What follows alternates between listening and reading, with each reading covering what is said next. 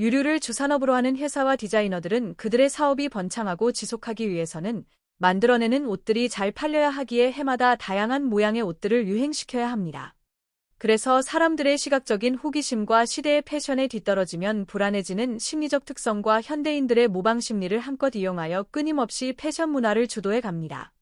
이러한 현대의 문화생활에 익숙한 이들은 주위의 많은 사람을 따라 서로 정보를 나누고 같은 유행에 편승함으로써 문화생활에서 동질성을 회복함으로 거기서 안위함을 얻습니다.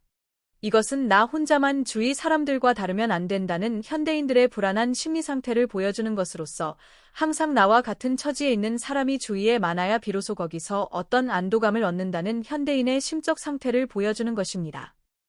저는 세월호 사건을 보면서 많은 학생들이 배가 전복되기 전에 탈출할 충분한 시간이 있었는데 어째서 안타깝게 죽어갔을까라고 생각을 해보았습니다. 물론 선내 방송을 믿고 불안해하면서 기다린 것이 주원인이겠지만 또 다른 면에서는 많은 동료가 서로 마주보며 기다리기에 설마 이렇게 많은 친구가 같이 있는데 무슨 일이야 있겠느냐는 아니하는 마음을 공유하고 서로 쳐다보면서 이로함을 갖게 되며 안심함으로써 탈출의 기회를 놓친 것도 그들을 사지로 몰고 간 한 가지 이유가 된다고 봅니다. 만약 그 배에 학생 한 사람만 탔다고 가정한다면 이러한 서로 아니하는 마음이 없기에 급박한 위기감을 느껴 분명 미리 탈출하려 생명을 구할 수 있었으리라 생각합니다. 그러기에 서로 의지하여 그 속에서 안도감을 얻으려는 군중 심리는 어떤 상황에서는 매우 심각한 결과를 초래할 수도 있다고 봅니다. 소를 도살장으로 끌고 들어가면 본능적으로 가지 않으려고 필사적으로 버틴다고 합니다.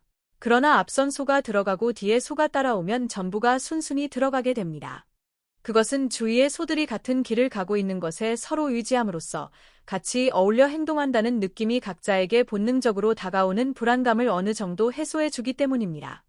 그 전에 해외 소식란에 수만 마리의 쥐들이 바다로 돌진하여 자살했다라는 보도를 가끔 본 적이 있는데 정확한 원인은 아직 밝혀지지 않았지만 앞에 쥐들이 먼저 가다가 뒤따라오는 쥐들에게 떠밀려 바다에 빠지는 경우가 대부분이겠지만 아마 주위에 많은 동료 쥐들이 바다로 돌진하니 바다를 보고 빠져 죽을 줄 알면서도 서로 간에 믿고 의지하며 동질하는 힘이 더 우선이 되어 다 같이 무서움을 잊어버리고 따라가는 것이 일부분의 원인이 아닌가 하는 생각을 해봅니다.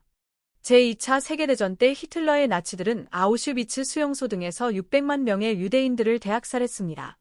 그 당시 남녀노소 많은 유대인들이 수용소로 가는 기차 속에서 잡담을 하며 편안히 가는 동영상을 지금도 인터넷에서 볼 수 있는데 어떻게 이들이 그 무서운 나치들에게 잡혀가면서도 편안할 수가 있는지 의아했습니다. 분명 수용소에 가서는 무서운 고초와 죽음이 기다린다는 것을 어느 정도 예상을 했을 텐데 그 중에는 모든 것을 이미 자포자기한 사람도 있겠지만 다른 한편으로는 장차 닥칠 고난을 예견하고 젊은 사람들은 달리는 기차에서 죽음을 무릅쓰고 뛰어내려 탈출할 기회도 얼마든지 있었을 것입니다. 그러나 그들의 얼굴에서 담담하고 편안함을 보인 것은 그들만의 신앙심에 의지한 것과 또 나치들의 가모니설에 속은 것도 그 이유가 되겠지만 그보다는 설마 이 수많은 멀쩡한 사람들을 나치가 죽이기야 하겠어?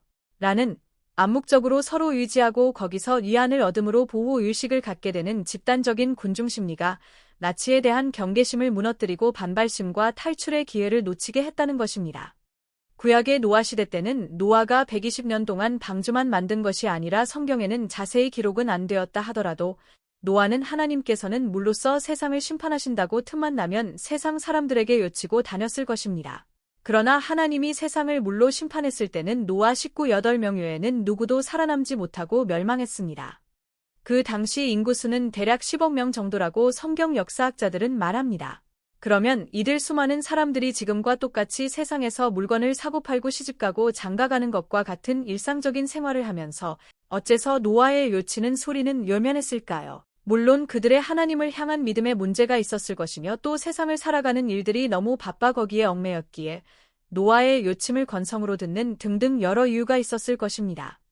그러나 그들이 멸망한 여러 이유 중에 중요한 한 가지는 집단적 군중심리가 서로 간에 작용한 것도 적지 않다고 봐야 합니다.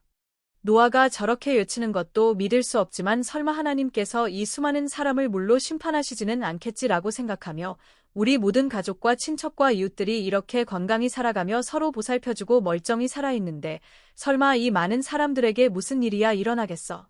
라는 생각을 하며 노아의 요침에 대항하여 서로 간에 의지하며 용기를 얻고 안심하며 세상 일에 몰두했다는 것입니다.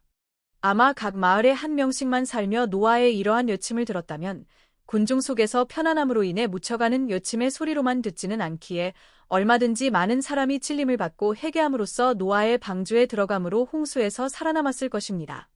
북한은 지금까지 무수한 도발을 일삼아 왔으며 각종 화기로 침공을 운운하며 일촉즉발의 기세로 남한을 불바다로 만들 것을 엄포하기도 하며 늘 긴장 상태로 남북 간을 몰아가며 적화 통일의 야욕을 꿈꾸고 있습니다.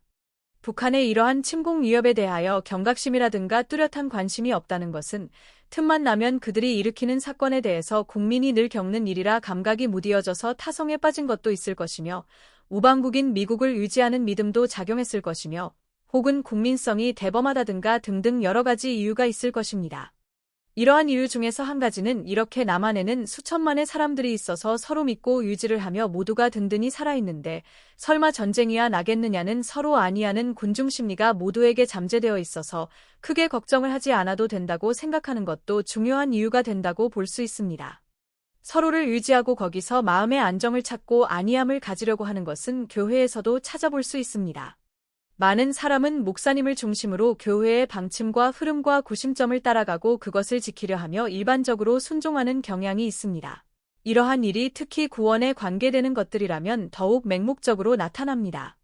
오랫동안 믿고 교회에 몸담아온 대다수의 교인들은 믿음과 구원에 대한 생각과 개념과 지식과 그에 대한 논리가 그 교회의 교리라는 틀 안에서 확고하게 굳어져 있으며 거기에 속한 교인들은 모두가 이러한 믿음을 진리라고 확신하고 있습니다.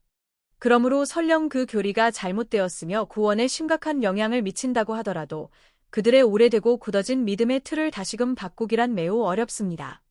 즉 그들 스스로가 구원에 이를 수 없는 잘못된 믿음을 갖고 있다는 유심을 마음 한편으로는 느낀다고 하더라도 지금까지 습관적으로 믿어온 것이 진리라고 확신해 왔기에 이러한 고정관념을 가지고 성도들 서로 간에 한마음을 품어 유지하고 안심을 얻고 위로를 받으며 그동안의 잘못된 믿음에 대해서는 많은 동료가 그것이 진리라는 생각으로 서로 몰아가며 그 안에서 안주함으로써 결국은 다수가 구원을 잃어버리게 되는 것이 지금 교회의 현실입니다.